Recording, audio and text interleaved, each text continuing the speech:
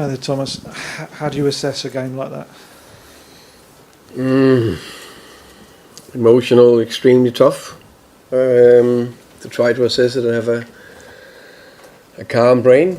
I think there was a lot of the same things in this game, like like the Bournemouth game.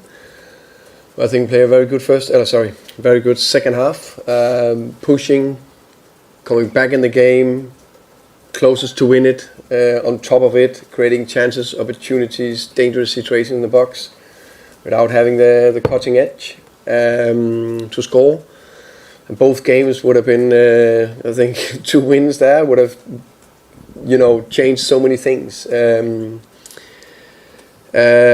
Both games, if you can't win, don't lose.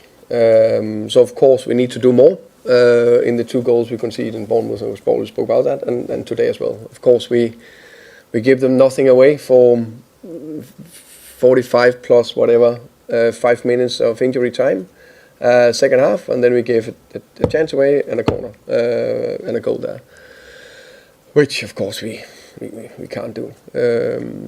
I think the boys worked so hard. They did everything right second half. I think first half started well, the first 15, very well. Then we, typical in the spell behind, they scored a deflected shot. Can always discuss a few bits we could have done better before, but it's still deflected shot. And then I think we lose control and a little bit coolness and calmness. I think we're rushing too much. We're throwing the ball away too quick. But I think all that we got addressed and changed second half. Unfortunately, couldn't drop for us. How frustrating is it? You've had a full week to obviously work with the team. You've spoken about training and working on the attack, and still not to have that cutting edge. Yeah, but I think I think you could see signs of it. That has really looked right. But of course, we can only talk about it here. But I think it looks. I think Kolo looks sharper. I think Xavi got in some top positions. Matty as well. Wilson as well. It's good to have Dom on the pitch. But I also think it's a sign that the goal is scored by Kuti, our captain and centre back, and we didn't have enough chances or the cutting edge from the offensive players on the day, and that of course, has no critic is just reality, or criticism is just reality. We didn't have the cutting edge of the perfect weighted pass, that sharp finish, and that we need to keep working on and keep going.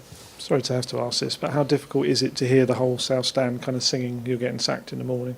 Now, of course, I probably have had better times. It's probably not the best time, of course, but I understand. I'm the man in charge, so the blame will go to me. It's fair, no problem in that sense, as long as they are backing the players, doing everything they can to support them and drive them forward.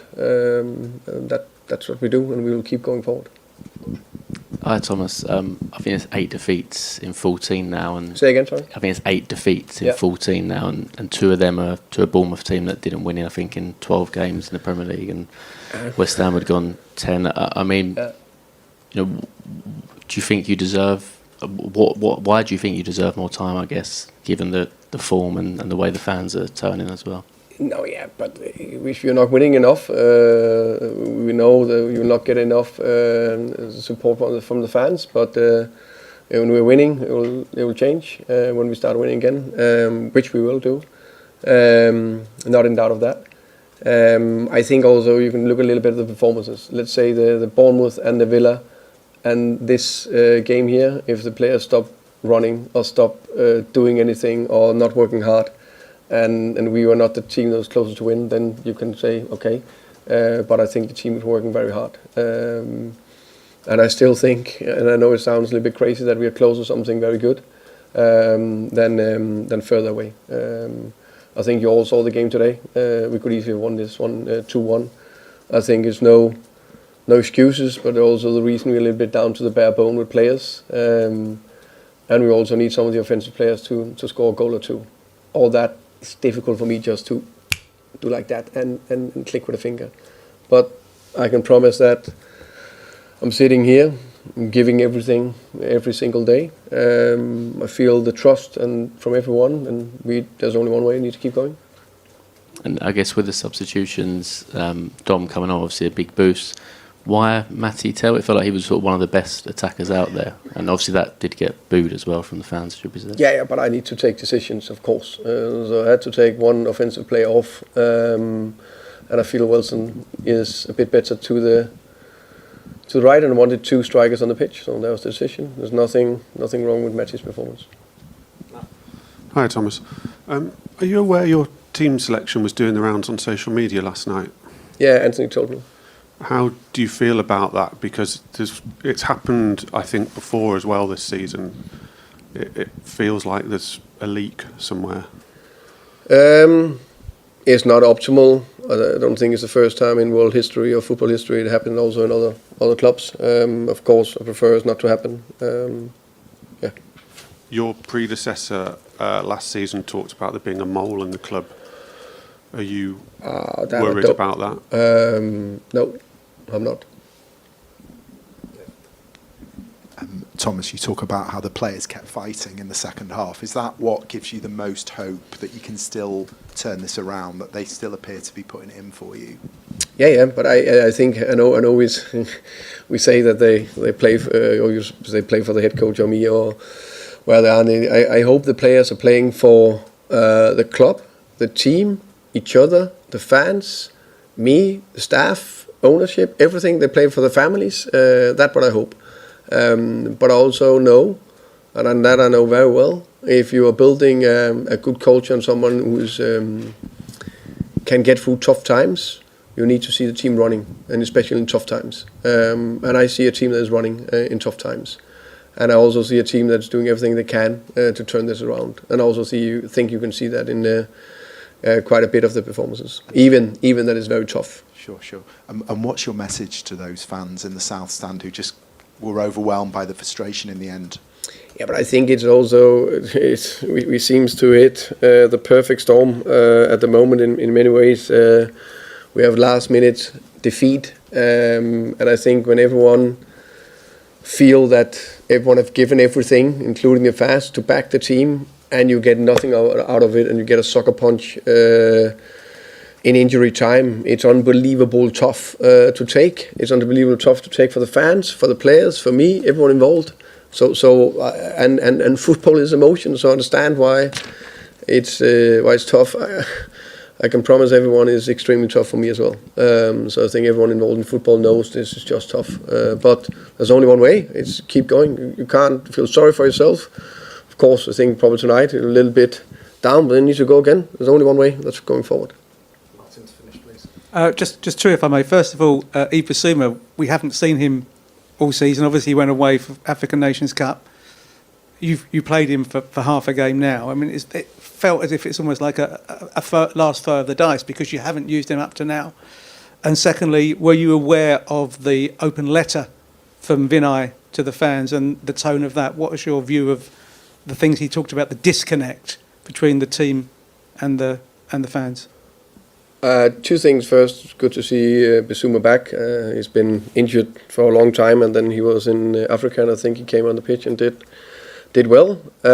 Two, yes, I've seen the letter, and I took 6 straight positive things out of the letter, not apparently the negative thing. I see.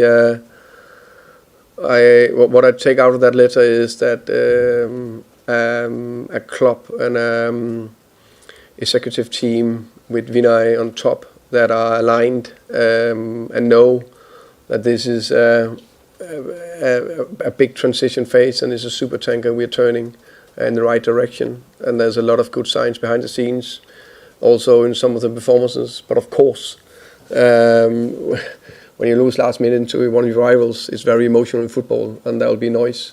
And that noise we need to, keep it out there and get head down and keep walking, keep doing the right thing. Okay, thank you. Thank you, guys. Mike's, I think. Congratulations on your win. Thank you so much. Huge 3 points. What's your assessment of the match? I think we start well the match. I think first half we played good football. We were in control the way we defend. Didn't allow too many things to Spurs. We score. We had good combinations going forward. Second half, I think we started well the beginning, but we knew, of course, Spurs are going to react. And after we went to a very difficult spell that we can go out of the box. But it feels good to win it in the end, especially in front of our fans in the last minute. Us that we've been so many times in the other side, and today was for us. So delighted and really, really happy for the players, happy for Callum that scored the goal, happy for our fans. It means a lot. Thank you.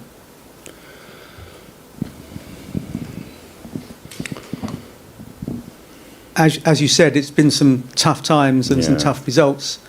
But does that win give you hope that you have the spirit in this team to get themselves out? This could be maybe a turning point in that relegation fight. We are still in the fight. What we have to do is to believe. This win gives us is what the KPR gave us this week was smiles, good feeling, good atmosphere. The players recovering better, working harder, and this is what this win means. That against Sutherland we have to put again all the energy, give back to our fans so they can support us and enjoy the team. Important win, definitely.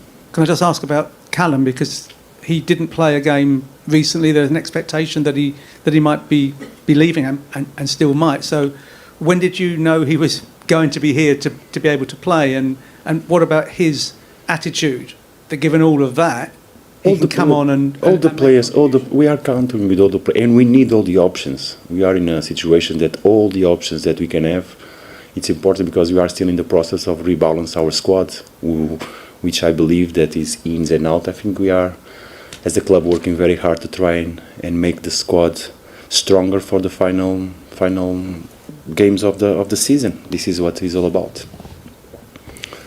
Nuno, you were brave with your decisions for this game. You started with two forwards, and then also bringing Callum on late in the game when you could win it or you could lose it. Do you think that you were trying to transmit bravery to your players today through your decisions? No, I think they are brave enough. They don't need. What we had is a game plan, an idea.